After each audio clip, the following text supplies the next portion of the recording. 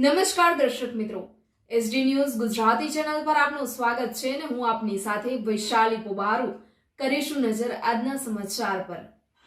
ભરૂચ ઝઘડિયાથી ઝઘડિયા તાલુકામાં તસ્કરો સક્રિય બન્યા છે, ત્યારે તસ્કરોએ ઝઘડિયા અને અવિધા ગામ બે બંધ મકાનોને નિશાન બનાવી લાખો રૂપિયાના માલમત્તાની ચોરી કરી ફરાર થઈ જતા પોલીસે તપાસ શરૂ કરી છે। ઝઘડિયા ગામમાં રહેતા નૈનાબેન શાહ ગત રોજ ભરૂચ ખાતે તેમના ભાઈ શૈલેષભાઈને ત્યાં ગયા હતા, ત્યારે રાત્રે તસ્કરો બંધ મકાનનો દરવાજો તોડીને મકાનમાંથી સોના ચાંદીના દાગીના તેમજ રોકડ રકમ સહિત લાખો રૂપિયાના માલમત્તાની ચોરી કરી ગયા હતા।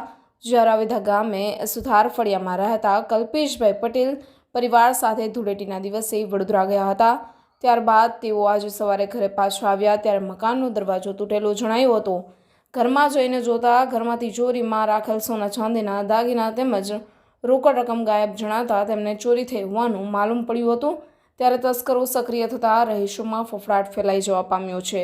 Reporter Jayesh Prajapati, S D news Gujarati, Jhagadia, Bharuch. વૈશાલીબેન કલ્પેશ કુમાર પટેલ અવિધાથી મારા ઘરે અમે ધૂળેટીના દિવસે 4 વાગે બરોડા ગયા હતા। આજે સવારે 7 વાગે આવ્યા તો બધું ઘર મેં તિજોરીઓ બધું તૂટેલું હતું અને બધું લઈ ગયા તોડીને અંદરથી રૂપિયા, મારી બેબીની સોનાની વસ્તુ કન્યાદાન મેં આવેલી હતી તે બધું રોકડા રૂપિયા 1,40,000 લઈ ગયા। બીજું શું શું હતું?